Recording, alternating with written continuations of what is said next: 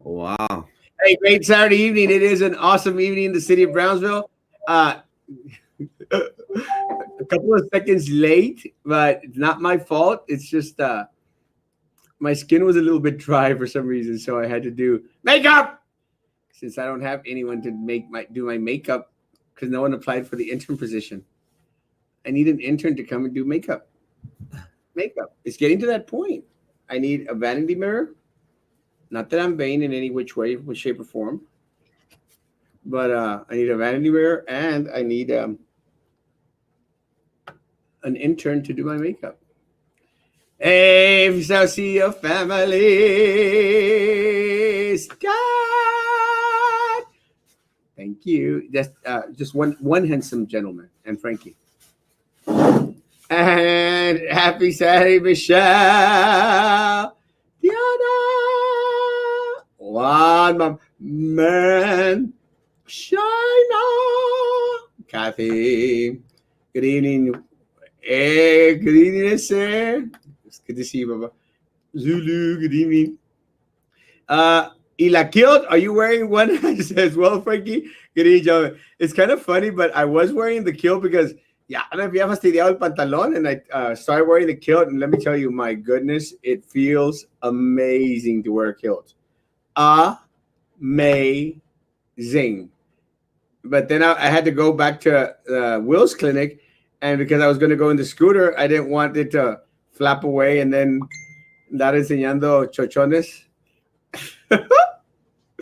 It wouldn't be good for the election, I'll tell you that much. Buenas noches, Joe. Oh my gosh, everyone just jumped in. Good evening, Lane, Leah, Angela. Good evening, Jessica. Coach! Yeah. Buenas noches, jóvenes. Gracias por llamarle a Frankie joven. I'm a day ahead. Preach. Good evening, Robert. And good evening, Armando, my man. Hello. Daisy. Marco. Oh, Kimberly, thank you for being out there today at the Wills Clinic. She turned from white to red.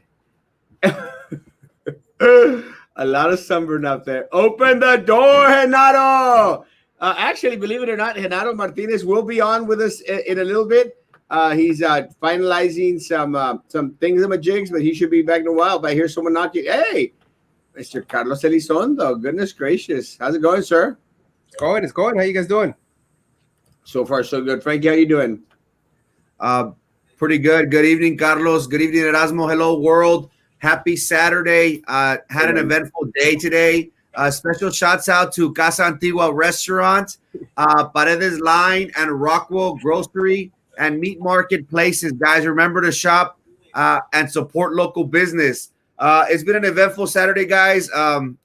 Campaign trail, full throttle, meeting new people. It's been all in all, it was a great Saturday for myself. Looking forward to, hitting the streets tomorrow again. So all in all, it's been a great weekend for myself. Happy birthday to my nephew, Jared Morales. He turned 11 years old. Happy birthday, baby. I hope you have many, many more blessings like today. We as a family, we love him. It was kind of different. It was a little drive-by, pitada type of deal. We got off for a little bit, but, during these times, guys, it just feels different. But just want to say a special shout out to Jared Morales on this special day of his. Do you know when we'll be able to cross back to Matamoros? No, that's actually a great question. Unfortunately, no, that is controlled by the federal government. And yes, Sam, Sylvia, give back the money. We'll talk a little bit about Sylvia today before Renato gets on. Thank you for being witnesses on my will. That was me. You got my autograph. Hey, good evening, Carlos. Saludos a todos. Everyone stay safe and sanitize. And good-looking men. Well, there's one good-looking man and two. But it's okay. Give it extend it to September 21st, no crossing. Thank you, Paul. September 21st, no crossing. Guys, it wasn't an eventful day. And again, we did have our Wills Clinic. And thank you again to the attorneys, the Gracia Law Firm, Angela Nix Law Firm, Lena, Aaron Hernandez Garcia, thank y'all so very much. Our community is very grateful for your hard work and your passion to serve our community. Really, man. I think today some 275 documents, 275, close to 300 documents today. That's just today, guys. And also to Marisa Leal that was out there doing some notarizing, Linda Castro, and I know attorney. I know that's why I hate mentioning names because I want to forget. But everyone that was out there, Ruby, Ruth, Becerra. oh, 70 people. Oh, yeah, but they had like 3 documents each or something. Studio audience is getting kind of rowdy over here. Gotta calm down. Good evening, Jessica. How's it going? Good evening, guys. I feel like I see Erasmo Frankie all over Southmost. Southmost is Castro country. It's my home. I love Southmost. Good evening, Carlos Elizondo from Hey, Robert, how you doing? here. Close to 300. Yes. Thank you, Kim. Again, thank you for your hard work. Will they have another time to do well? We'll ask. You know, we'll ask. It was a lot of work, and a lot of great opportunities out there for our community. The 3 amigos, so. Guys, let's go into the numbers. I'm concerned about the numbers because a lot of individuals are going to start to see the numbers, and they're going to start to feel like it's getting better. And unfortunately for us, if there's something that we should have already learned here in the city of Brownsville, is that Cameron County commissioners have failed us in regards to reporting the numbers. Cameron County commissioners, specifically the ones that oversee Brownsville, which are Ms. Benavides and Mr. Lopez, have failed the city of Brownsville. They failed the city of Brownsville. And I say that because, we need some form of assurances. We need to know what is going on. And if it wasn't for the medical personnel, having to come out and respond after we've been calling them out in regards to the number of deaths that have been way underreported, it's just confusing. And when you have confusion, a lot of people start to think that everything's okay. A friend of mine was posting that they were having a pachanga out there with DJs and a bunch of cars out there. Now, were people social distancing? Were they hand sanitizing? Blah, blah, blah. No. Carlos, it's an issue, Carlos. Yeah, I agree. But what are you going to do, Erasmo? At this point in time, what are we going to do? The only thing we do is unite and fight.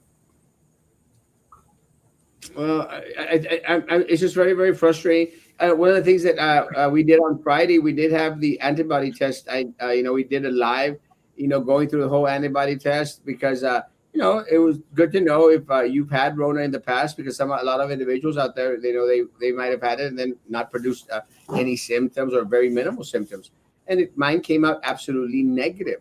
And that goes to show, guys, that you can keep yourself negative if you do your best to social distance, have hand sanitizer all over the place, wear face coverings as much as possible. And, I'll get some people that say, we saw you take a good cough. We saw you take a picture with the wedding couple and y'all were social distancing.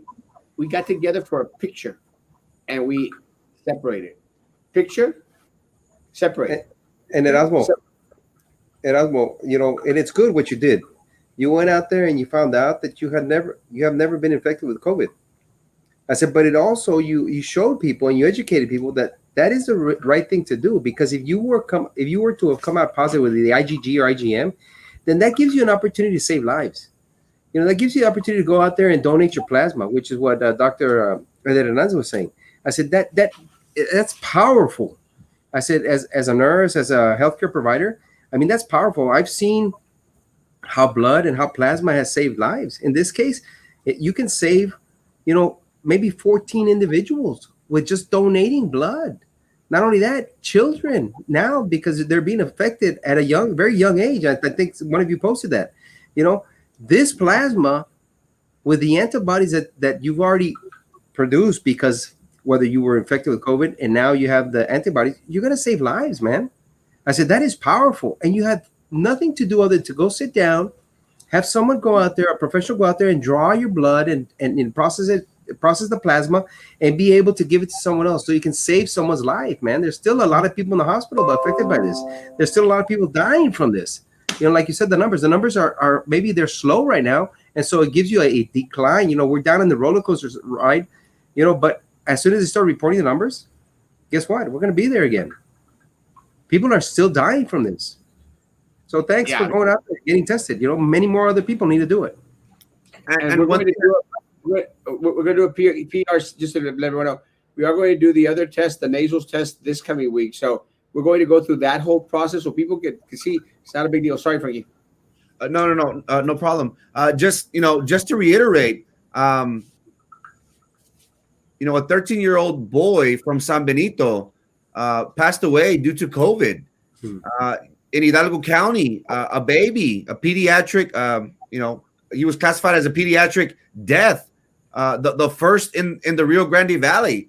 So again, we are having trouble with our numbers, and people have said, you guys sound like a broken record. You guys always say the same thing, but this is our reality. It has hit close to home. If we've had a baby, if we've had a 13-year-old child that is in our public, that is in our school system in San Benito locally pass away, this is very real. Even though the numbers do seem to have a slight dip compared to the hundreds or thousands that they've been reporting, it's still not safe. But again, we have the idea of the school district starting back on Monday, 8 to 5. And again, what assurance are we getting from leadership that social distancing will be in place, that all, employees will be giving PPEs, So again, there is that reality that will hit the employees come Monday. So, what's going to happen whenever, an outbreak potentially happens, God hoping it doesn't.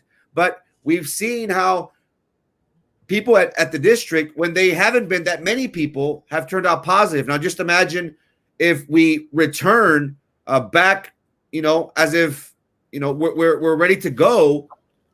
It's only bound to happen, in my opinion. And then, how is the district going to look then? So it's something that could be preventive. We've seen locally how children have been getting positives. What's going to happen whenever we have our teachers? What's going to happen after September 28th? Those are questions to ask from here till then. Well, and I did get a concern today, and I was very fortunate to be able to address it in a very, very timely and quick manner. I did get a concern in regards to some schools, asking some of our students to come back on to campus on Monday while they're going to do that welcome and that bring along. And, I've shared some concerns, and I mean, the concerns of parents out there. Parents are concerned, and, it's just a very, very difficult situation. Again, I'm going to reiterate what I've been saying for a while. No one should be going back on campus. No one, absolutely no one. Something that Val says is very, very true. It's a big shout out to all Will's clinic volunteers. Everyone out there was amazing. And again, I'm sorry, I'm not going to be able to name everyone out there.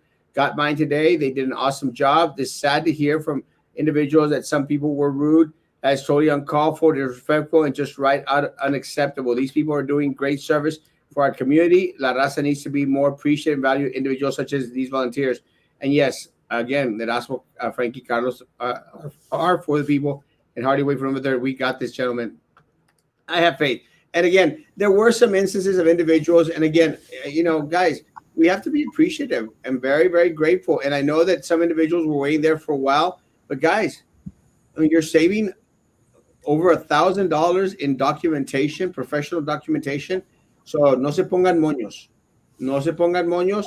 Los abogados, los licenciados, los voluntarios, todo lo hicieron de todo corazón. Es tiempo que ellos le quitaron a sus hijos, a sus familias, para estar ahí, para otorgar a la comunidad un servicio.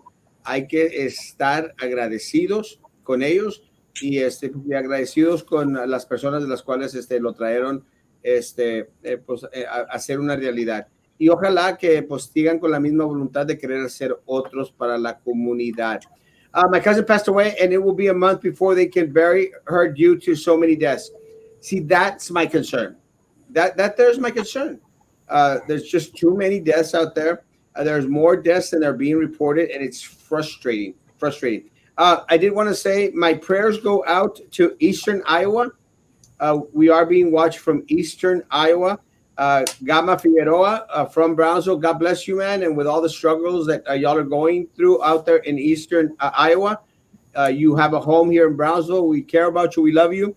I want to they asked you to do a shout out for Tia Mage, who's also watching in Madison. Tia Mage, Madison.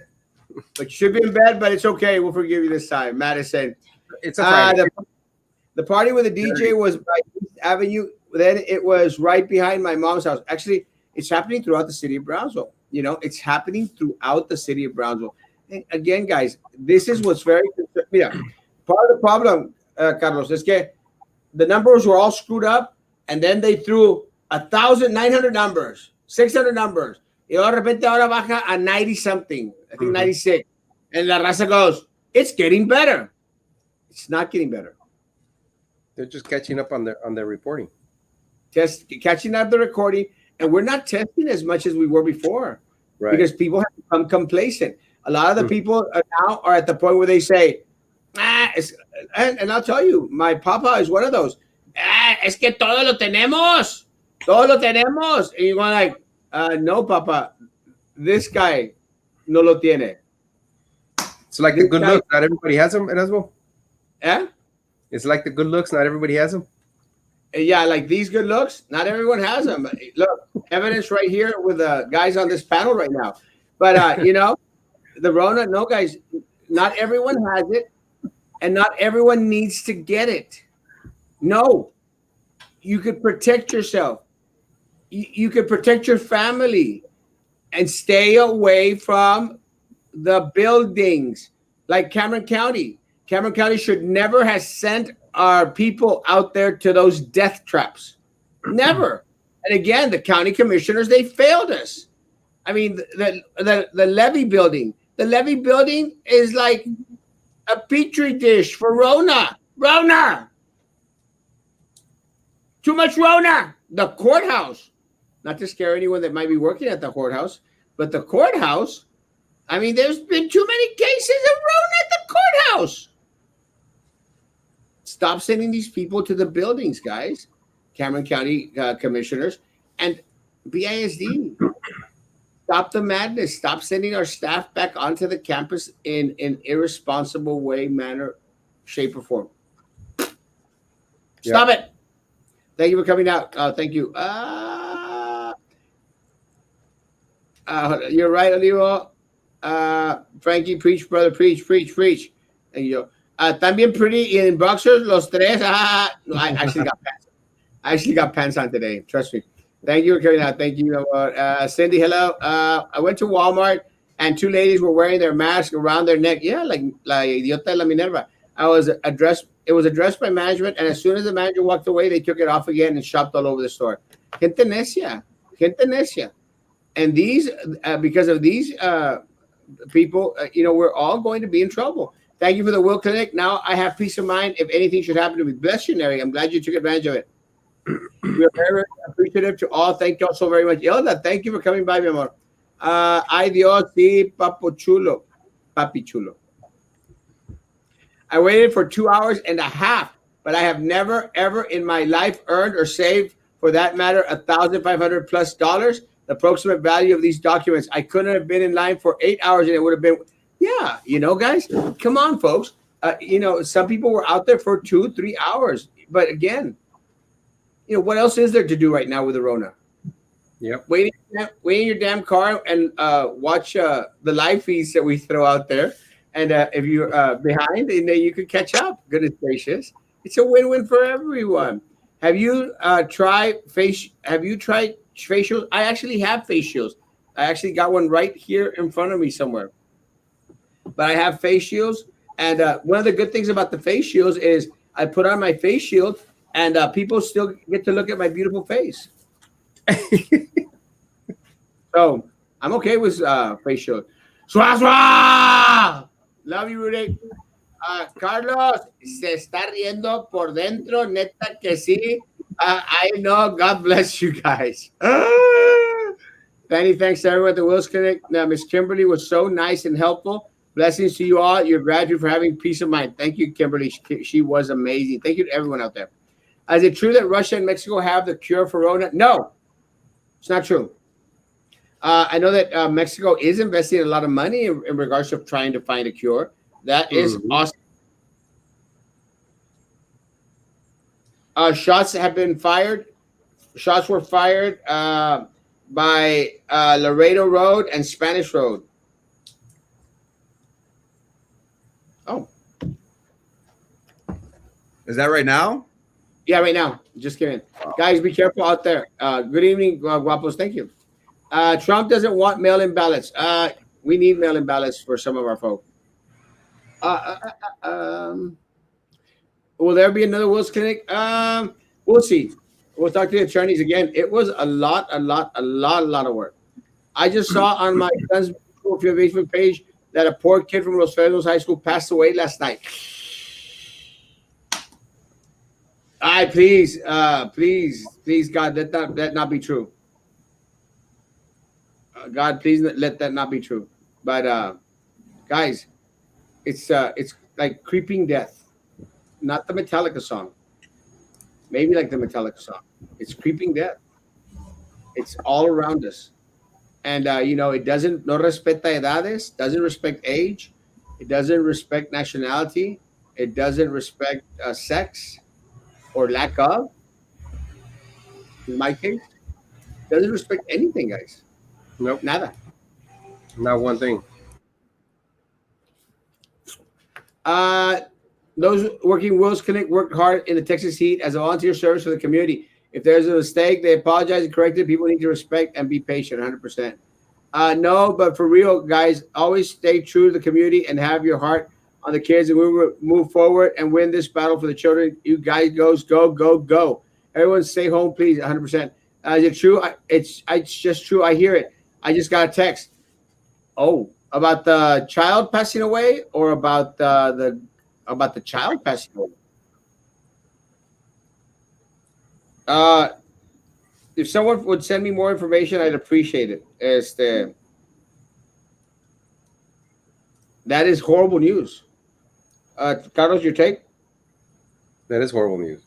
I mean, and then you gotta look beyond that. The child has died, right? But the parents, man, the siblings, grandparents. So now you look at it, it affects so many other individuals other than just the child passing away. I mean, you remember a family, especially if it's Hispanic, we are so close. Erasmo, remember?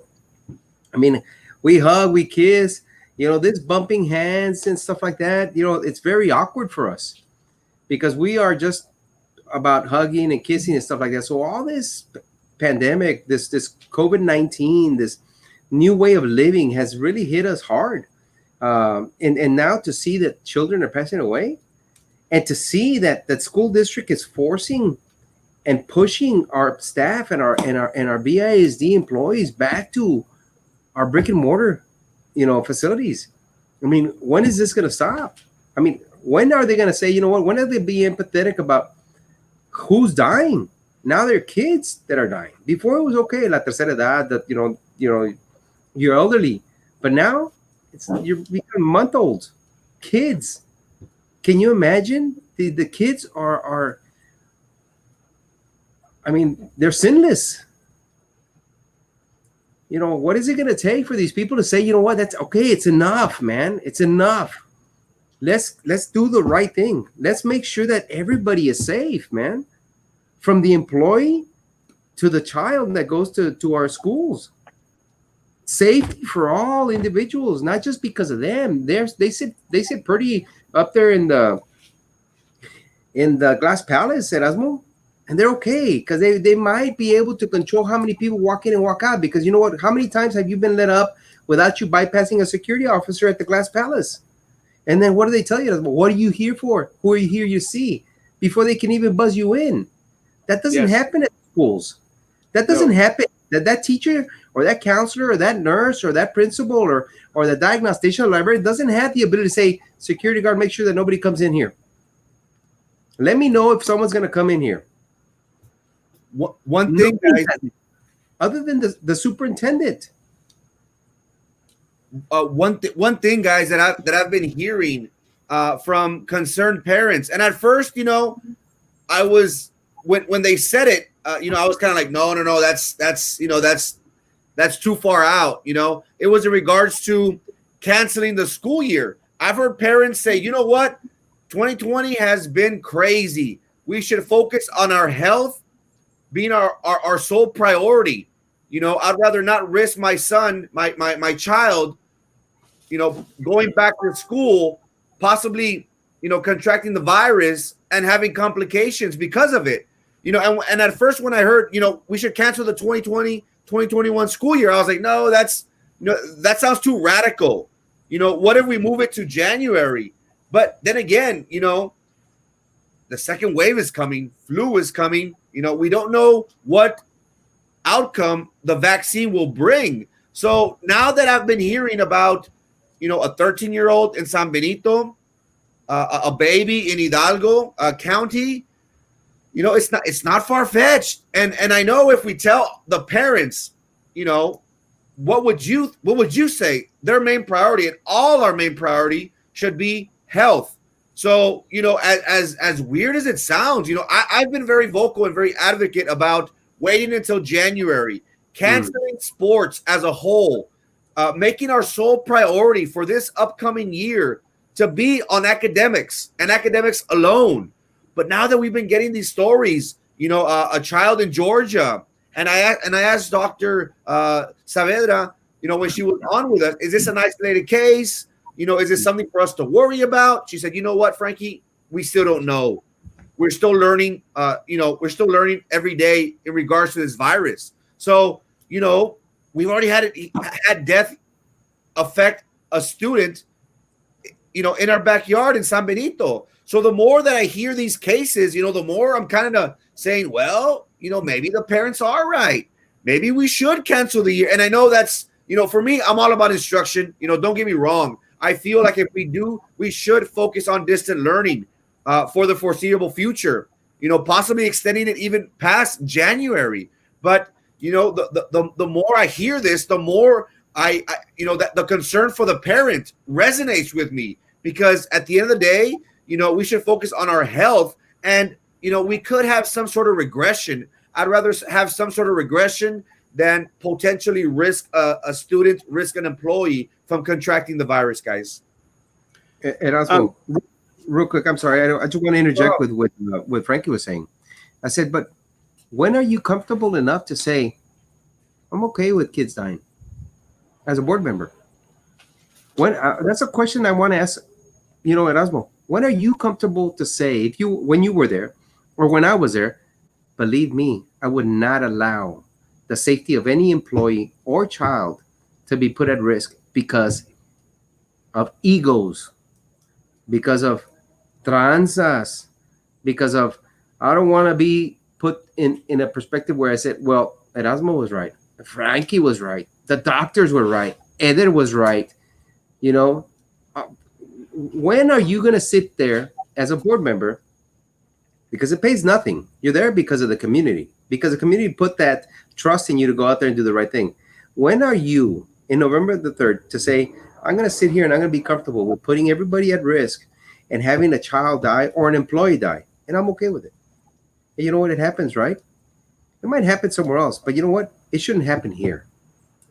It shouldn't happen anywhere. Anywhere.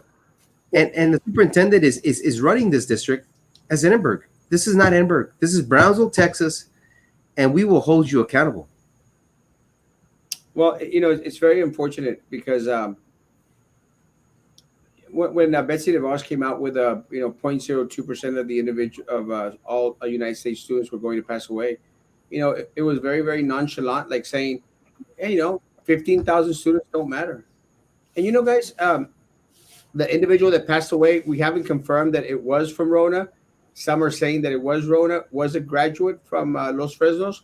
I'm sure we'll find out get more information tomorrow. But whatever the case, guys, it's getting very too close. Frankie mentioned the 13-year-old here in San Benito. And look, guys, it's very, very simple. For all those parents, for all those, aquí estoy matando ya.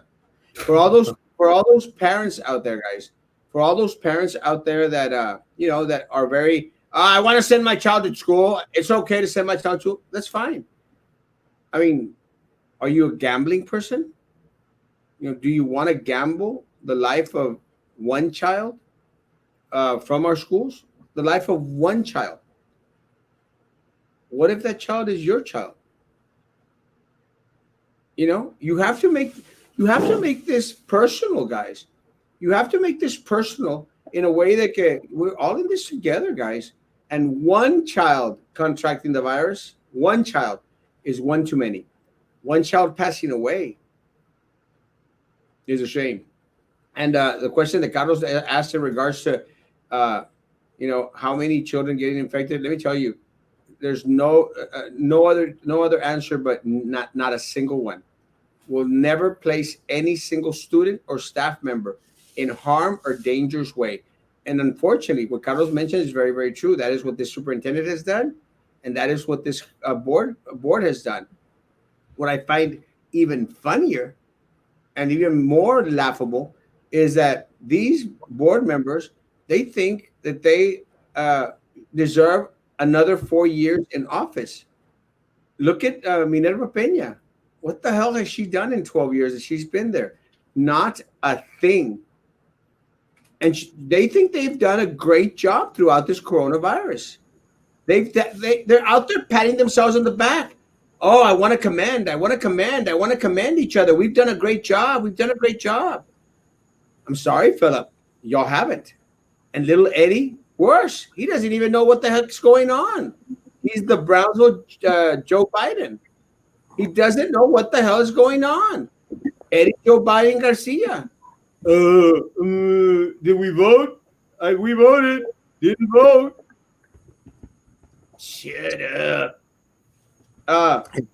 Erasmo, yeah. on what you were saying also is, the board has been insistent with all their decisions. They're not holding the superintendent accountable. The superintendent continues to make the board look bad. And the job of the board is to make sure that the superintendent does what is right for the whole school district. In this instance, it's the other way around. The superintendent is making every board member look bad. I mean, 100%. he's trying to make BISD as in Edinburgh. I mean, look at the compensation. It's a mess. Instead of solving these issues, he created more.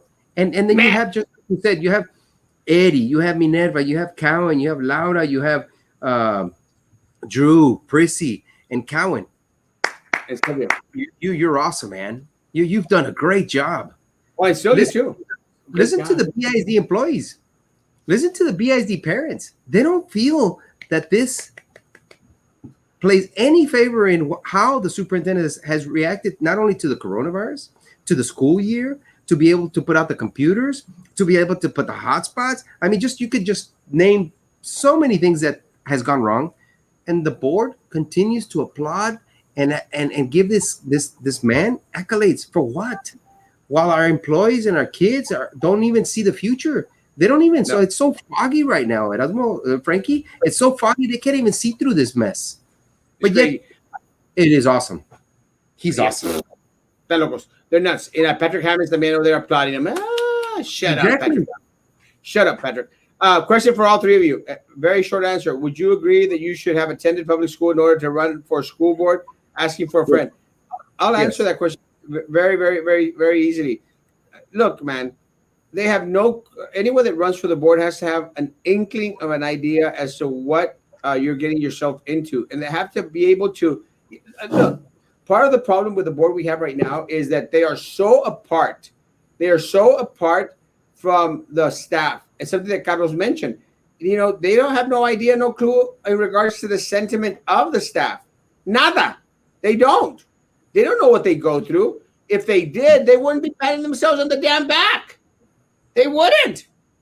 They know that they've screwed up. They try to do better. Now, can you imagine someone that's coming from a private school, private schooling all their life?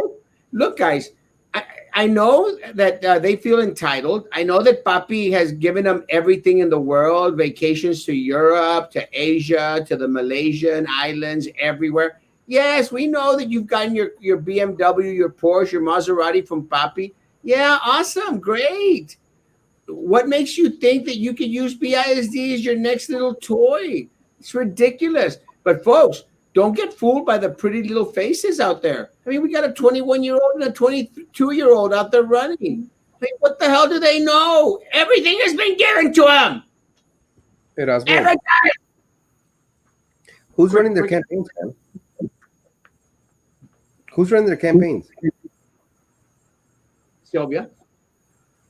And what did she do the last 2 years?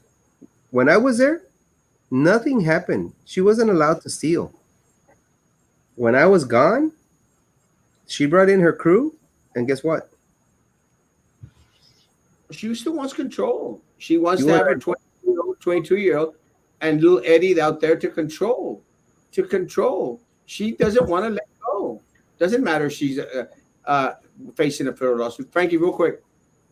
I think it is very important for board members to, go through the public education system, especially for our parents. We need to assure them that we understand, the rigors, what it's like to be in the classroom for public education. It makes no sense to me how somebody, who went through school differently is trying to tell us how to run things. We need somebody that could relate to the community, somebody who knows what their child has gone through or is going through. I think that's a very important quality for a board member to have, guys. Good. Carlos, quick. Real quick, man. I said I want to say, you know what? They have every right to run, and their excuse, of course, when you attack that platform is, well, hey, I'm a taxpayer. We're all taxpayers. But it's a little harder for me as a taxpayer to be able to come up with the taxes than someone who is rich and who has the ability to pay, or dad pay, or mom pay, those taxes for you. At 22-year-old, I guess what? They haven't paid that many taxes. For me, it's very difficult at the end of the year to make sure that, or at the monthly payment that I have to make to pay taxes. I said, do I believe that they shouldn't run? No, they should run. They have every right to. But not for BISD. Maybe at St. Joe, they have the ability to go out there and maybe become some member of their, St. Joe.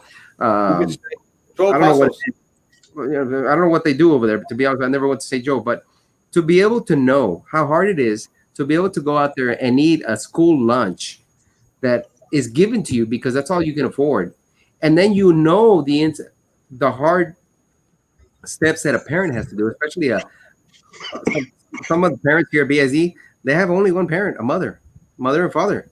I said, they know how hard it is to be a BISD student. Our teachers know how hard it is to be a BISD employee. Our BISD employees know how hard it is to be a BISD employee. But now you have individuals that want to come here at 21, 22 years old to be able to dictate how BISD progresses. Because right now we're in a slump. We're in a bucket. And the bucket is not full of water. I don't want to say the other word. It's full of crap, right?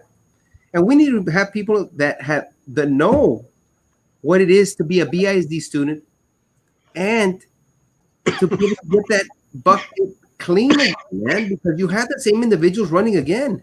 I mean, look at the dynamics are huge. Erasmo, Frankie, what is the common factor here? It's not the superintendent, Erasmo, Frankie. It's not the superintendent.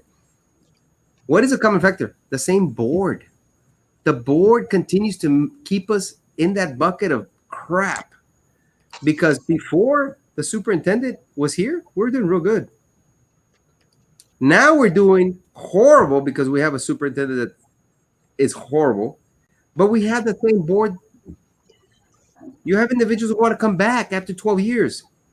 You have individuals here that don't know what a BISD student has to face every day, or a parent of a BISD student. or a BISD employee right now that doesn't even know if they're going to have a job. You have the police officers doing everything else except being a police officer. You have the chief not protecting or vouching for their police officers. They've taken away the pay that everybody else has except for the police officers who are out there doing the work, the hazard pay. And that alone goes with everybody else, teachers and counselors and nurses and the diagnosticians and principals. But the people at the top, they get nothing taken away from them, Erasmo. Nothing. Nothing. I'm glad you were short and quick. Thank you. Thank you. Hey, tonight again, a special guest we have tonight is Genaro Martinez Jr. Genaro, how you doing tonight, man? Good, man. Can y'all hear me good right now? Sorry, Genaro, I took your 2 minutes, man. Let me just tell you real quick that I just came from the get tested. Obviously, I've been 14, 15 days of COVID, and I just came out negative, man. I was crying. I came out negative. Awesome. I just got my results right now. Awesome. And I promised I wanted to share a lot of what I went through, right? And here's the deal for all the people that are listening. This ain't political for me, right? And I'm very glad throughout this hard time that, I mean, I thank you, Erasmo. Obviously, you're my brother-in-law. You did a lot for me. There's a lot of people, when I was going through this, I was in a very dark place, man. And I've talked to people that have gone through it. I have 2-3 friends of mine that, and as we talk, what we went through. Now, keep in mind, this happened to me.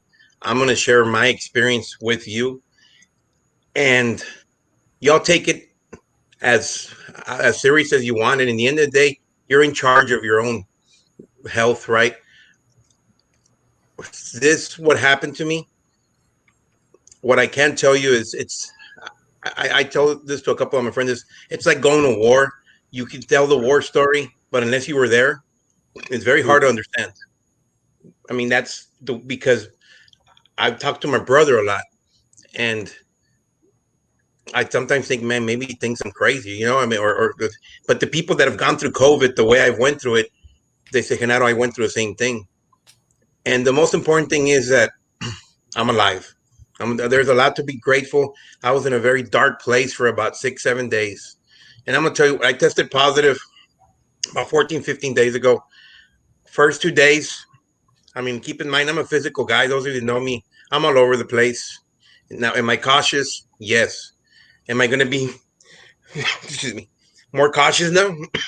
Yes. I'm dealing with anxiety still. And I'll talk about it more. Hope I don't bore you out to death. But it's important people know. I think. When I tested positive the first 2-3 days, I was walking 2-3 miles, very cautious, had my gear on, walking. I said, you know what? I got this, man. I mean, COVID is my son Jerry tested positive the next day. And then 3 days later, Gabriel, my other son, tested positive. The first day when I got it, I thought, you know what, we're good. Jerry tested. The first 2 days for my son were very hard for me because Jerry's 16 years old, and he went for 2 days under a lot of pain as far as tossing and turning. I remember he told me, because I was doing good at that time, he says, because we were in the same room, the doctor said, you know what, you guys are tested the same, isolate yourself from the rest of the family. And I remember him tossing and turning, and I'm going like, whatever pain, it's a normal feeling for that he's going through, put it on me, God, because I don't want to see my kids toss and turn. Guys, when you see your kid going through it, it's different. I'm gonna tell you right now. I don't care who you guys are parents. I don't care who you want to vote for or whatever. This is a reality check for people that I don't think we're taking this serious, right? And unless it happens to you, unfortunately, that's life. I remember seeing a man, just put it on me, God, because 2 days of I was tossing and turning, and on the third, fourth day he got better and he was good. But I saw him go through 2-3 days of hell. Okay, so now comes my part. he got to see on the fifth day, things turned out for the worst. I started going through a pain in my body, sweats, fever, shortness of breath, and just talking about it, it messes with your brain because it does things to you that it's very you can't explain. It's going to take a while for me to be the mental part. And if you guys read on it, COVID has a lot to do. It breaks you down to the deteriorates your body. Where I've lost easily in muscle, easily 15 to 17 pounds. And my legs are super skinny. I lost a lot of. I mean, obviously, it didn't eat all the fat, but it broke me down to the point that I thought I was going to die. And I'm saying it. I'm not ashamed of it. It gave me hallucinations. It gave me. I question everything that I've ever done, and it puts you in a place to where you're thinking about everything because that's all you have. All you have is time, and the feeling I tell everybody is, I felt somebody was grabbing my back and just turning it, and I was crying. I'm a big boy, and I was crying in pain like a little baby, and that's you don't have to take. I mean, take it for what you want. I'm telling you what I went through. I'm not ashamed, but I feel people need to know what happens because I'm not the only one that's gone through it. As I talk to people, you think you're dying. You think you're dying, and it'll break you. It'll. My life is nuts. I don't see things the way I used to anymore because of what I just went through, and it moves you. It moves you to the point. I don't understand why people are not taking this more serious. That's really. I remember on the 8th day, I was doing bad, and this COVID is a roller coaster, right? You're going to be doing real good, and then 2-3 hours, oh, I'm good, and it'll kick you in the butt again, and it'll drop you. It'll drop you. It'll make you cry. It'll make you hurt. For me, I'm sharing my own experience, right? It'll change the way you see things. That's all I can say. It'll change the way you see things, and I would never want anybody, I don't care who you are, to go through what I went through. We need, as a community, to really, really take this serious, guys. I'm telling you, and yes, I would go play golf, and I would be very careful. But ask me if I do that now. Unfortunately, things happen that way. Like, oh, trátalo ahorita. I'm scared. I'm telling you right now, I am super scared of regular day activity, but I also understand the mental aspect of your life is also very important to where, yes, you need to go out. I get it. There's got to be a thin line to where we need to balance it because this will each suck everything out of you guys. Suck it. It'll suck it and spit you back out. One of the things that and we're trying to have you a couple of times before, and that we couldn't because because you were having those relapses. One of the things that go ahead. We had the opportunity, to speak almost every day throughout these past 14 days or so. What was the mental anguish? We know the physical is hard. What about the mental, the mental health part of it? The mental health, it's going to take me a while to get where I need to go. I mean, as they say in Spanish, no quedas bien de la cabeza, right? No, and I don't mean it to, oh, this guy's crazy. No, your body was put through a lot, right? Yeah. As far as it was sucked. You get spin. Then you're thinking you're good. There was one day that I was saying, you know what? I'll come and talk a little bit. An hour later, and an episode hit me to the point that I couldn't even go take a shower, guys. I mean, that's how much pain and discomfort I was in. I remember about 4 days ago, if I'm not mistaken, I was going through.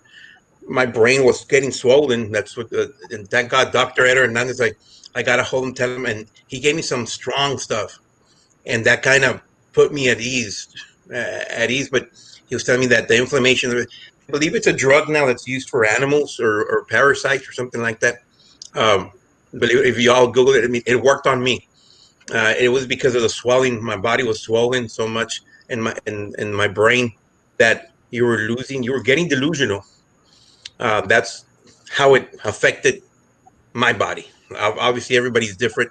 Um, the mental part is going to take me a while to be 100%. And I mean, things that I'll give you an example. I'm driving in right now to get tested, and I start hyperventilating, and not because of I was anxious, like, oh, I'm getting here. I've been here before. So it's your brain. Your brain, you almost have to rewire it again to start thinking happy thoughts. That's my experience. My experience. The cough is Now, going to take a while. do you think it has a lot to do like PTSD? I mean, now that you've had this, and your family, especially your children, your family. I mean, you do have to have a sense of what the fear of losing someone so close to you. I mean, I'll tell you. your wife went through some major trauma. Your family, your relatives. I mean, they've seen what it's doing to other individuals. To know, hey, you know what? Hey, my family member has this. My And kid have this. What's going to Mhm. happen? That not knowing is just. I mean, it's crazy. It's a very surreal feeling what I went through and continue to go through, because now comes the recovery part. And the way when I talk to a couple of buddies that have this, is it takes a while for you to be normal. Mm, And it just clicks one day. That's exactly what they. And here's the deal: what I have no problem talking about things. I've always been very communicative. I'm an outgoing individual. Um, I have no problem because I feel better when I talk about it. mhm. Yeah. There's some people that hold it and repress it. I don't think that's good. When I said, when I get better, I'm going to educate people on it and understand this is not a joke. I remember I even being online, I couldn't even focus.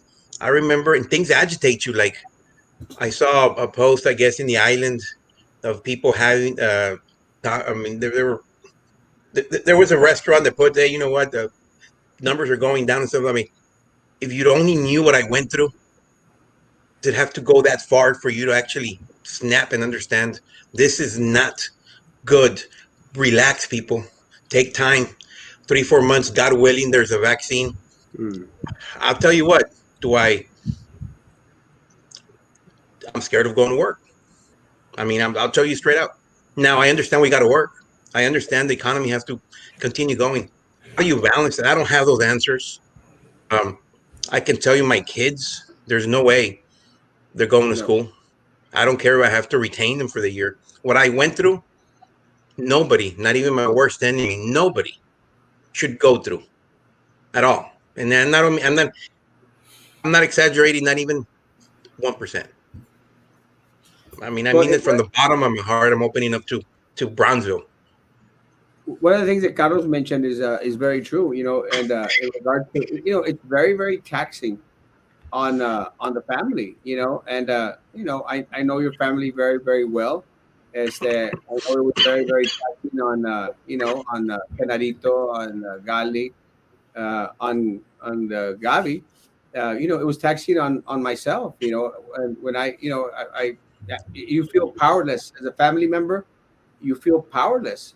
And then when you hear that your kids have it, and I call all my nephews and nieces my kids, and when you know that they have it, it destroys you. It destroys you because there's nothing for you to do. And then you start seeing all the irresponsible individuals out there, Yes.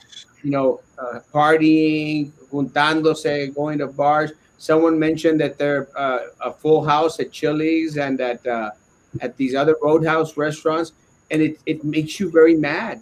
I know I was very mad these past couple of days because I hated the fact that if people are not taking it as serious as they should.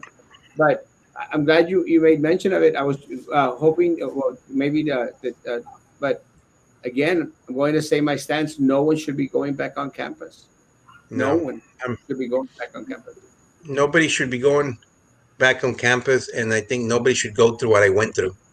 Now, unfortunately, are there going to be more positives? Unfortunately, there will be. I just think as a community, we need to come together and put all our differences aside and tackle this COVID because this is not good. The last thing I want, I mean, I worry about my dad, obviously. I mean, now I remember thinking, now I know why people are dying because your heart is going through a lot of different mood. I mean, anxiety, thinking you're, I mean, thinking you're dying, the pain. So there's a lot of mixed emotion and kind of like what you just said, Carlos, PTSD, it's messing with your brain. That's what it's doing. That's why it takes a while to come back. Right, and Genaro, and let me tell you, you're an educator, right? You know, and you guys are a special breed, man. I'll be honest with you. How would you feel if that you knew that you, I mean, and not at the beginning because you don't know that you're positive COVID, but then let's say they force you, your superintendent and your board members force you to go back to school, and then you were positive, and then you have a class full of students, or in this case, they want to minimize it. How would you feel that if you were the cause of giving that infection to one of your children that you're educating? Can you imagine the mental trauma that I you can would? tell you that That is unbelievable. whatever the decisions that they're making, I mean, number one is I don't think we should be going back to school. I'm entitled to say my opinion. Um, I don't. Let me be very careful when I say so. There is time to go back to school. I mean, I think we can, as our job, we're very blessed. We can do it from our house. Mhm. After what I went through, obviously, what I went through is going to change, impact my decision making. I I was very blessed with my principal. She checked up on me. She was saying, "How? I mean, are you okay?" And she said, "Man, you were good. Now what happened?" So I'm very grateful that she cared. Right? Obviously, it means a lot when somebody at least is checking up or making sure you're still alive. I had a very good teachers, man. Mhm. But it's very scary. I just don't understand. I just don't under. It's very hard for me to understand why we need to rush things because my main thing is I was able to handle it. I don't know. My wife is a nurse. She's been negative already twice, thank God. But what if my dad gets it? My wife, Right. my, Oh, I mean, Right. me or you me? definitely knew it. You know, Yeah, what happened? it's, Yo, and, Derek, it's you. then Erasmo, Frankie, it's like that family. 4 of the members of that family died, man, because No. that individual brought it home. 4 Yeah, members died. Can you imagine burying your mother, your father, your sister? And I mean, it's unbelievable. Well, it's funny. It's funny that you say that. You know, one of the things that I had thrown out there on social media, you know, I would take pictures at Gennaro's door, and I'd say, "Gabi, open the door." You know, Gabi, open the door, and we got it. We did it. I did it as a joke, you know, like a laughing matter. But you know, I spoke with Genaro about that, and I, you know, and me and Genaro had that conversation back then, like 2 3 months ago, and I said, Genaro, I'm not going to visit your house because I don't want to feel that guilt. You know, yeah, you did say it. I don't want, you know, I don't want to, you know, be a character and take it to my kids, you know, or to them, you know, and then have to live with that, you know, that because of me, you know, this happened. It's something very horrible for anyone to carry, and I sure didn't want to carry that. And I know for a fact that our educators out there, our teachers, they don't want to live with that. They don't want to carry that with them in regards to, you know, the probability of passing it on, not even to one student, one student. And let me say this thing about Genaro. Genaro's a teacher. Hmm. He's a parent of students that go to our district. He's also a coach, so he's very healthy. So it doesn't matter if you're healthy or unhealthy, if you're It part of the doesn't. district, not part of the district. It doesn't matter your age. The Rona Yep. will hit, and when it hits, it's not going to be pleasant. I think in that one right now, what you're saying, obviously, COVID is getting a lot of obesity. Obesity is it gets you a little bit harder, right, based on statistics. But two of my friends that have had COVID and went through what I went, great. I mean, they're trainers. I mean, and I'm not going to mention him, but they're tip top shape and they went exactly through what I went through. So what I'm trying to say is, I hear a lot. No, okay, it's, he was overweight. Yes, that that doesn't hurt. That doesn't help. But Corona is hitting everybody, Everyone. not just 15, 20. 30, 40, 50 years old. Now, I'm very blessed. I can talk about it, but I can tell you, no, I mean, I want to, I do 10-minute miles. I don't know how healthy that is, but I run. I consider myself a very active individual, and it tore me apart. It tore me apart. Renato, previously, we were talking about how some parents have suggested that maybe we should, you know, cancel the 2021 school year and focus mainly on our health. Is that something that you would, advocate for? And a second question, should we not have sports for this upcoming school year? Sports, obviously, y'all know about. I'm very involved with basketball. Immediately when I had this, and my son plays in AAU basketball religiously. I'm big. I text the coach, Jerry's out for the year, right? I mean, he's not playing basketball, right? And that's a stance from. I consider one of the most involved parents when it comes to in the sport of basketball. It's not that important, guys. Sports. I told my wife when my daughter's 10 years old, I don't care. I have to retain her this year. She's not going back to school, right? I mean, it's the way it is. We want to do it online. Do I worry? Damn right, I worry. Is school by far is very important, but it's not time right now for it. There is other priorities and that's what I'm trying to tell you. Well, again, and you guys, we have to be very, very realistic, guys. If face to face going back onto campuses is 100% the most ridiculous, dumbest thing anyone can do. Now, the educational process must continue. We have to continue the education of our children. And one of the things that Marcos mentioned is, the teachers are the experts. They know. Yes. And they're prepared.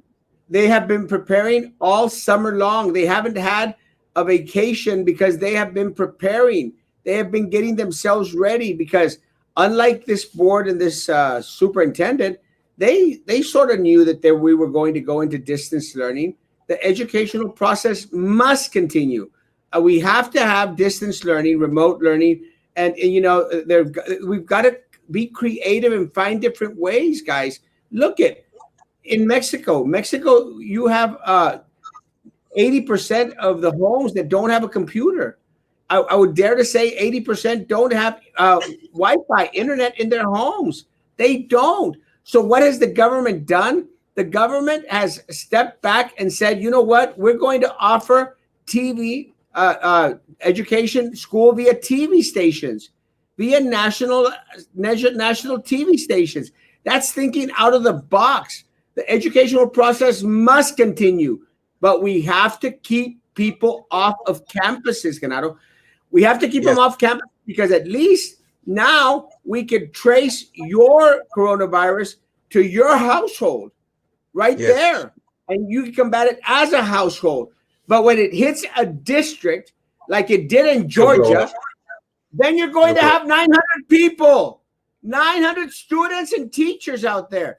That is what we're fighting for. That is what doesn't make any sense whatsoever, that this school district, TEA, this governor is adamant, this president, about bringing our students back onto campus face to face when we have an outbreak in our community right now.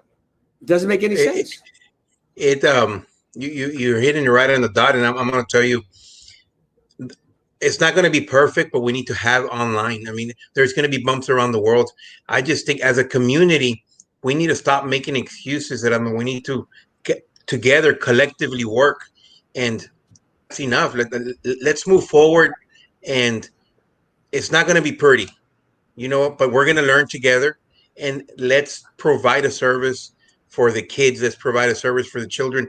And we're trying. Nobody knows the answers. I mean, this is something happens every 100 years, right? And what we're going through. So things are going to be uncertain, but let's move together and let's go. I mean, we gotta move on forward. We cannot teach inside the classroom. No. I'll tell you what, I won't go back to work. Now, do I have to pay bills? Yes, we all have to pay bills. I get it. But in our job right now, we have the tools to teach online. Why not take full advantage of it? That's really the way I feel, and this is me. I almost lost my life to this. So if you don't agree with me, it's okay also to not to agree with me. There's nothing wrong. A lot of people say, oh, okay, uh, you're exaggerating or whatever the case. Look, guys, I went through this. I'm allowed to talk about this. Okay. I have my own personal feelings because of what I went through. All I can tell you is, regardless of what you might think, you do not want to go through what I went through. So take care of your family. Be very vigilant about your surroundings. Right now is not the time to be visiting people. Okay, right now is the time to protect your family. Wash your hands. Okay, because this is you're fighting an invisible enemy that we can't see. And when it hits you, you will know. And you're gonna remember me. Remember this, remember my conversation 2 months from now. If everything does not work the way it's supposed to. Remember what I'm talking about, the feelings, the people that I pray to God that don't go through this. It's not fun. That's what I gotta say. One of the comments from teacher is very, very in tune. I'm getting anxiety about teaching remotely. I think a lot of teachers are, something new. Yeah. It's the only way, guys, because I know it will be a challenge, but I understand that it's the safest thing for the kids. Why doesn't this board get it? Why do they think we're being lazy? And unfortunately, those are comments that have come directly from the mouth of the leader, the head of this organization, the superintendent. He says they just don't want to work. And I'm sorry, guys, that if any statement has been said by this board and that's this superintendent that should resonate with you for months to come, it is he thinks that y'all have been sitting on your behind, scratching your tatanakas, and sipping on strawberry daiquiris, and that you just don't want to work. It's not the case, guys. Look, no. I know my district. Carlos knows this district. I mean, he's been on the board.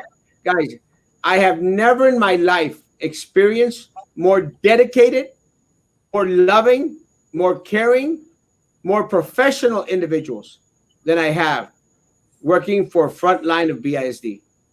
And that is why I would visit the different programs. I'd go to the events and I talk to people. And I learned that because of them, Carlos, because of them, this district is A+ district. Yes, Erasmo.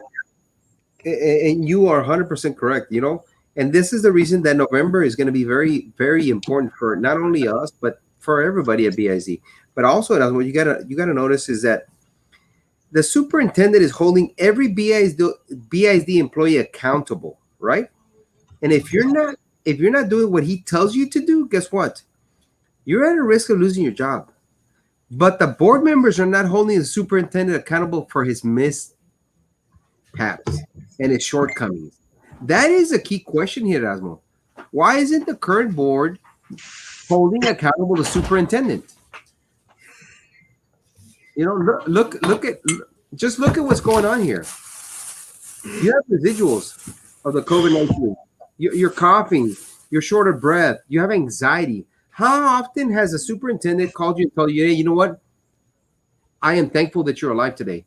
I am thankful that you're able to sit here in front of us and say, you know what, and tell us your story and educate everybody of what it is to go through COVID-19. What is the fear of being able to be positive and having your kids and your wife potentially be sick because of this disease or this virus? When did he come out here and say, you know what, Genaro, I know that you got it. Is there anything that I can do for you? If you had doctors and Dejas, and unfortunately we don't have her, the state has her now, I'm sure she would have called every individual and said, you know what, how are you doing?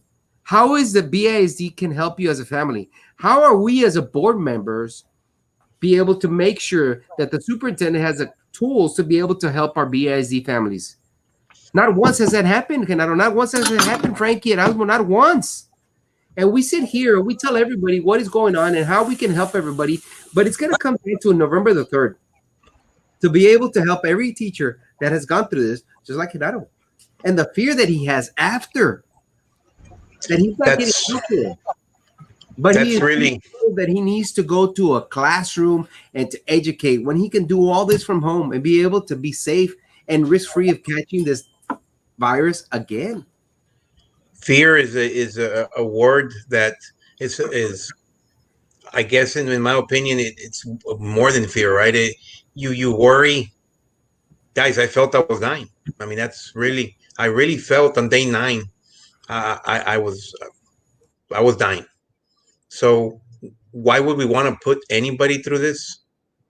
I don't know. Can it happen in multiple settings? Not only yes, you can get it in HEB, you can get it in Walmart, but I think once we deal the way I saw my kids 2 3 days and then they were good and I kept at it. That's scary because yeah, they can transmit it so easy, right? They're still locked up in a room. My kids are not allowed to to go out till I wait for the test. I was fortunate enough to get the same day test that they are waiting for 24 to 48 hours, but they're still locked up. They were very happy that that I was negative, right? And I pray to God that in the next 24 to 48 hours that they came out negative. But they went to 2 3 days, and that's it. Imagine you go to school, you get it, and you bring it back to your grandma, your dad. That's guys, you will not live with yourself. I'm No. telling you right now. I told my dad, Dad, you don't come close to my house. You stay away. I mean, I wanted to hear his voice, especially when you think you're in your deathbed. I called him, and I would call him. And but I told my dad, do not go out.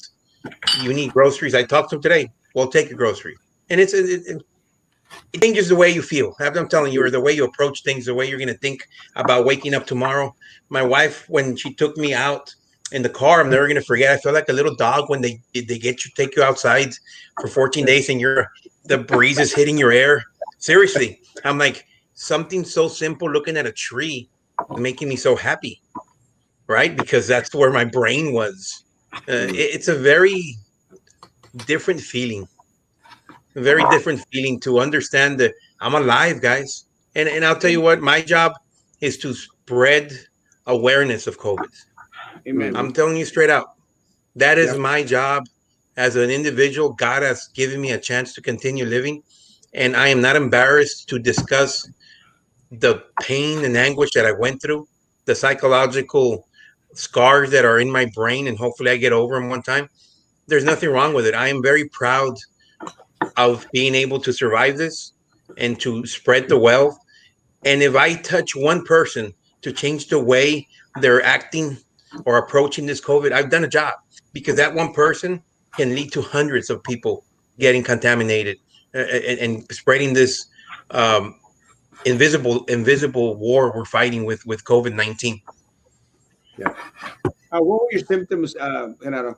Um, on Friday, I remember I went to the gym on Friday. I worked out, felt great, man. I felt awesome. Friday afternoon, all of a sudden I got a fatigue to where I couldn't even get a golf club. I was very, and I started having a little cough. And at night, I felt very tired. And I told my wife, I need to go get tested for COVID because I've read about the symptoms and everybody stay away from me. So I stayed in my master bedroom. I tested on Saturday and they told me you're positive for COVID. Throughout the first 3 days, the symptom was just being a little bit tired. Your head hurts a little bit of cough, and just fatigue. Because I could still, I walked. I remember walking from my house. The third day, I would buckle up and I would walk all the way to ID and back. And I would still walk 3 miles. On the fourth, fifth day, I couldn't even get out of bed. Everything turned for the worst at that point in time. I mean, I couldn't even take a shower. I didn't have energy to go pee in the restroom. That's how bad. And then I would get good one day, and then 30 minutes or not to an hour later, it would hit me again. And it was just your body just going up and down, up and down. And I remember thinking to myself, now I know why people die. I mean, you're going through a lot of shock in your body, shock in your body. And I remember my bones were hurting, guys. It was like somebody was pulling my bones. That's my closest. I remember thinking on day 9, Mortal Kombat when I was going. When they say finish him, I remember thinking my spine was getting ripped that way. I mean, your brain is just going all over the place. Very, very scary, guys. And this take no don't take this lightly because if it hits you, you'll know. I want to say there's Marta Medina. I'm very grateful, and thank you so much for reaching out to Renato and to any other teacher out there that may be infected. It's I mean and it shows great leadership when individuals do contact staff, employees, and take care of it. Another case that we learned about was Miss Aguilar. Miss Aguilar out at Lopez was also out there constantly with Erica and with other individuals we know, and it's very important. It's extremely important to communicate with people, especially when they're going through a tough time, because it provides some source of light. Now you know what they care for. They care for you. I'm not gonna. We're humans. We like communication. We like contact. We like hearing about people. Have a lot of friends when I was going through this that came to bring me food. I'll tell you what. You realize quickly who really care for you real fast. I can tell you that. I had friends dropping off food in the door that have gone through it. I had very dear friends of mine calling me. I couldn't answer sometimes, but they were genuinely concerned about how you're doing, and I am forever grateful. I mean, I had an old basketball uh, player of mine contacted me the day I became positive. Out of coincidence, he didn't even know, but he was just telling me thank you about things. I'm like, well, and we started talking. I mean, all those little things for humans, right, are very important, especially when you're going through a tough time, knowing that people care. I had a lot of people reach out to me and just genuinely help me out and bring me food because that's something very important. My wife not only went, my wife went through a lot also because she came from a family of two. To all of a sudden, you're doing everything and you're doing everything for three people because you can't go out. Right? Bless her job. They gave her some time off, and she was attending and running the risk, and she had everything, the whole shebang when she would walk into rooms. And bless her soul, I wouldn't have made it without her because it even changes the way I see her now. I'm like, I see her. I mean, like walking in, like, oh, I mean, she was there. You know when they say for better or for worse, till death do us part. She Yes. she really lived that one to the T. I'm telling you right now. So I can honestly tell you, I wouldn't have made it without her. She really she pulled through. She pulled through. She kept me alive. Uh, she's You she's owe so her so. big time, and I don't. Mande? You owe her big time. The Oh, next birthday, the anniversary, forget it, man. You better. I would tell her. I would tell her, baby, when all this is over, you tell me. You tell me what you want. You want my undivided attention. Nada de que ahorita vengo. I'm going to the golf course. I And know. she would tell, nomás no te acuerdes. Yeah, she turned. She's the real MVP. That's what I tell her. Yeah. She's the real MVP. Well, I'm happy. again, it's a very, very difficult situation, and again, it affects an entire family, and not only the household family, but an entire family as well. And I think one of the things that I think we've learned is that it's it's affecting our community. Canado, we as a family, we didn't know anyone that had tested that had been gone through coronavirus or passed away 2 months ago, Yeah, 6 weeks ago. and this one hit home run, grand slam, and you know what? Everything happens for a reason. I gotta believe that. I feel that I'm gonna be able to touch a lot of lives by me sharing what I did or what I went through at least. And like I said, if two, three people change their perspective of how to approach this horrible COVID-19 monster, it's a start. And in life, it's about baby steps, right? And we move. But I want to challenge the community of Bronzeville to come together and really take this serious. Guys, we got, God willing, 3-4 months. Hopefully, there's a vaccine. We need to take care of our elders. If they're sick, please find a way to provide food for them. Okay. If your family's sick, reach out to them because they're going through a lot. Who knows what financial situation they're in? Who knows how they can get food? Um, we need to we need to help each other out. This is not a time to say I did, we did. This is a time for Bronzeville to unite and take this serious.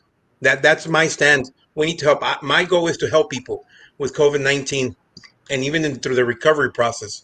And if they need something, we need to somehow help. We're human beings. We need to help each other. Yes. Yep. That's right. Thank you so much for coming on, Canado. And I mean, keep on fighting the good fight. And, you know, I'm still going to be calling you every day. I appreciate it. Now I can answer because I can think. Okay, la caniquita está jalando. That's always good, guys. Guys, thank you for everything you do. I'm gonna have to go because I'm getting like I get very agitated. I can't even walk a lot. But what I can tell you, échenle ganas. Keep on helping the community. I'm telling you, right? Keep on educating the community. It is very important. I can tell you that nobody's perfect. I'm not perfect. All three of you are imperfect. We all have the good, the bad, and the ugly. But what I can tell you is, if you wake up in the morning and you're helping somebody, you're doing a good job in life. That's really what I can tell you. Help somebody out, okay, and move forward with life. Move forward with life and be very positive. Claro, pues, love you, man. Send my love to the kids. And as soon as, you know, a couple of days pass by, I'll stop by and visit. And Cierra la puerta. oh my God, Claro. You're agitating me. Puro. Thanks a lot, guys. Y'all have a wonderful night. Hey, thanks for sharing your story, man. Thanks for sharing your story. Thank you, guys. Well, one thing that Henao did say is very true. Erasmo's the good, Frankie's the bad, and Carlos is the ugly. Thank you. Hey, yeah, that was a very powerful story, man. Because you see what's going on, and you can say it's a success, right? But at this point, we don't know what's going to happen, you know, in the long run, because nobody knows. You know, everybody's recovering from COVID, but we don't know. You can hear his cough, you can hear the phlegm, you can hear him having issues, you can hear him being able to, you know, having to stop to take a breath. You know, what's going to happen, you know, if these individuals, these board members, this superintendent continues to force the old brick and mortar, man, education. And again, I go back to Erasmo and Frankie. When are they going to be okay with kids dying?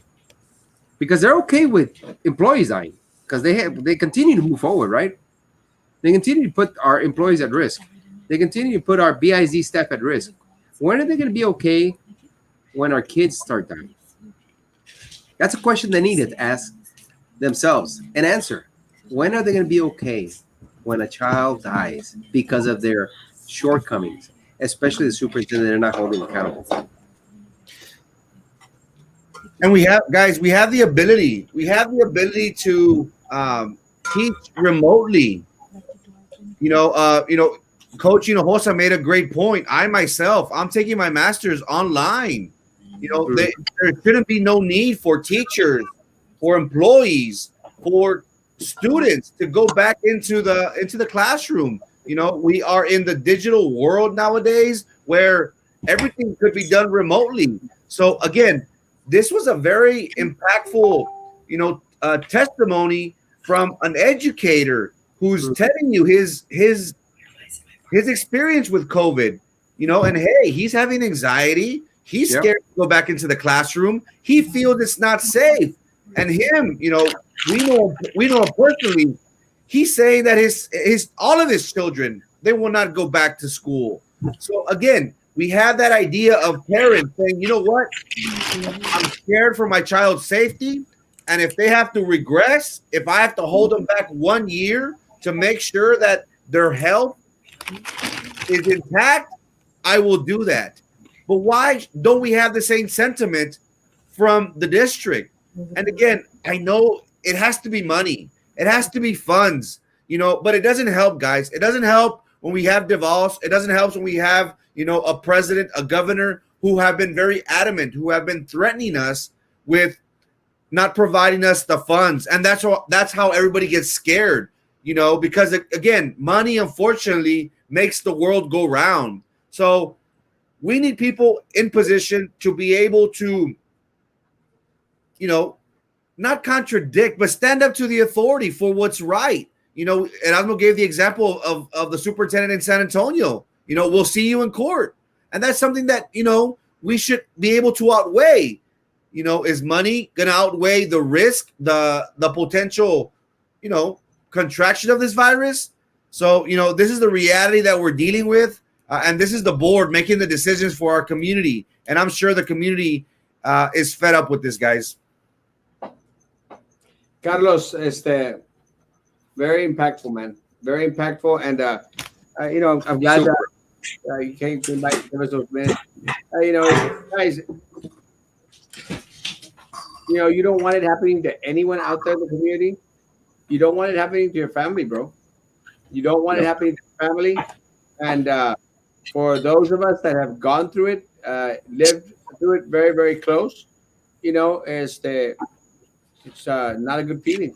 One of the good things, let me tell you, one of the good things about taking that antibody test that I took yesterday, and one of the reasons why I wanted to take it was, I know that I hadn't come into close contact with Genaro and with my kids out there. I know that I hadn't, but I wanted to make sure.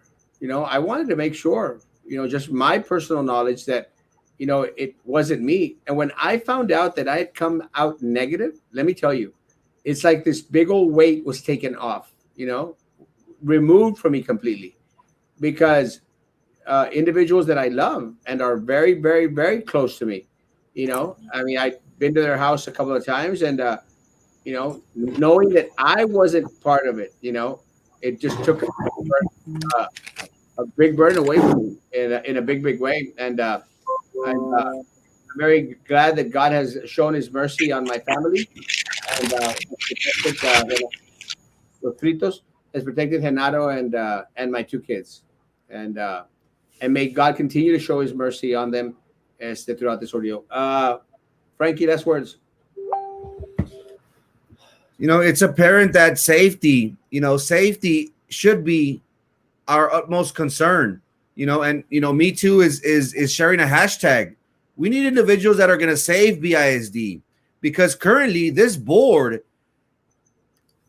the blind is leading the blind, so to speak. We have tried to give them the benefit of the doubt in them leading us, guiding us, giving us direction. But time and time again, everything that they've done have been against the recommendations of our public health officials and against the community's displeasure.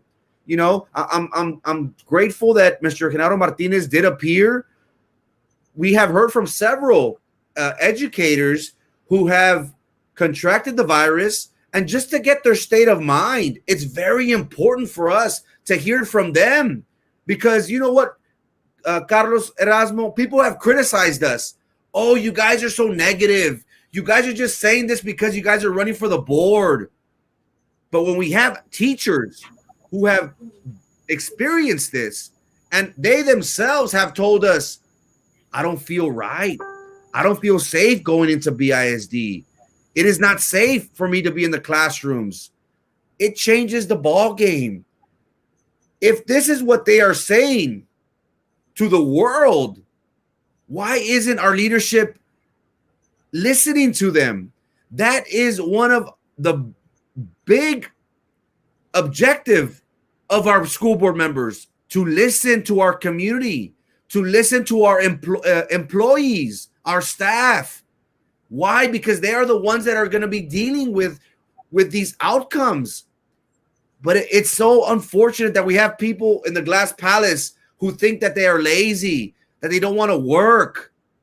But the reality is 4 or 5 individuals have died because of the COVID-19 virus. So again, the responsibility of the school board members is to listen, to make sure that the superintendent is doing his job. But it's apparent that this current leadership has not been adhering to those suggestions, recommendations, and safety concerns from our community, from our employees. I'm very hopeful. I'm very hopeful that this November, the teachers will come out and vote, counselors, the paraprofessionals, because they have not been given what is theirs, and that is peace of mind.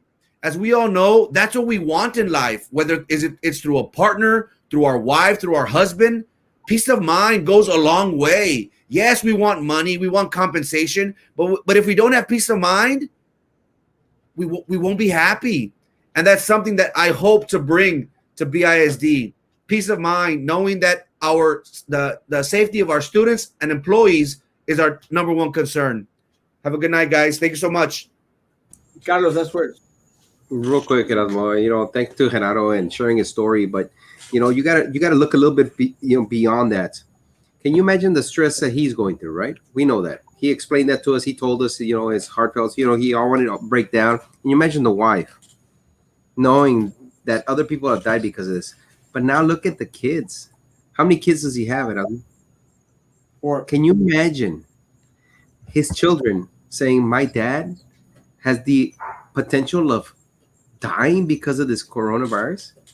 Now you're going to ask all these children who have parents who are BISD staff members, and our superintendent, our board are forcing our staff, our employees, our teachers to go back. Can you imagine the stress that they're putting on not just the employee, but the kids, the family unit, the husband, the wife, the partner, whoever it might be, the kids? That is something that I could not live with if I was a current board member. I would not stand idle. I would be the first person out there vocalizing how I would be against forcing our employees to go back to the school district. November the 3rd is a day that BISD is going to have a change in the positive direction. And that is with all BISD employees voting for the right people, man. Change has to happen November the 4th. Thank you, Carlos. Miriam, I'll answer your question. No, I do not. I think you haven't been listening, but I'll say it again. I took an antibody test. It's actually filmed live. And the antibody test came back negative and negative. And again, for all matters of transparency, medium, I did make sure that I posted it while it was being administered. And I'm going to get another test this week. Again, not so much for my benefit, but to educate the community, medium. So again, because you haven't been listening, negative. Guys, let me, I'll finish with this, guys. To all those people out there that are kissing the butt of this board and the people that are running for re-election and this superintendent, great job. You are part of the problem. You are part of the problem. Listen very carefully. You are part of the problem. And because of you, people are at risk of getting sick.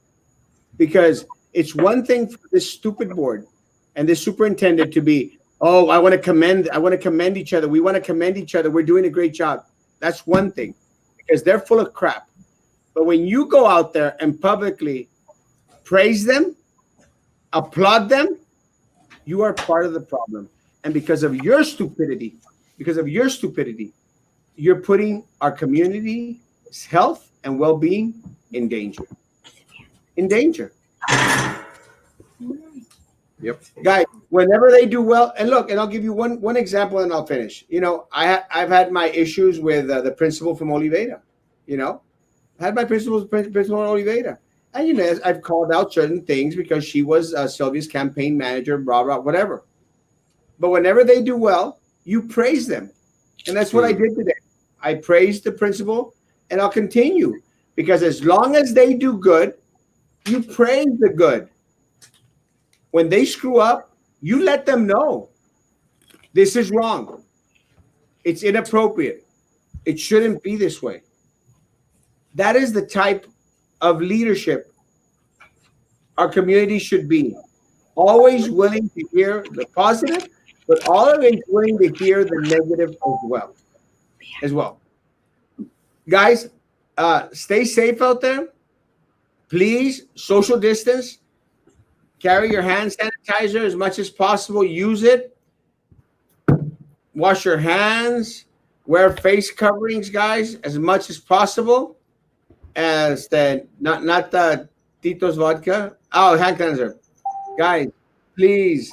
And something that Genaro mentioned, we've been mentioning, please, if your neighbor, your family member needs groceries, take them groceries. If they need pick up their medicine, go pick up their medicine.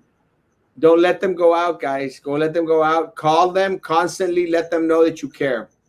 Guys, please, guys, please be good to each other. Please, please be good to me. God bless.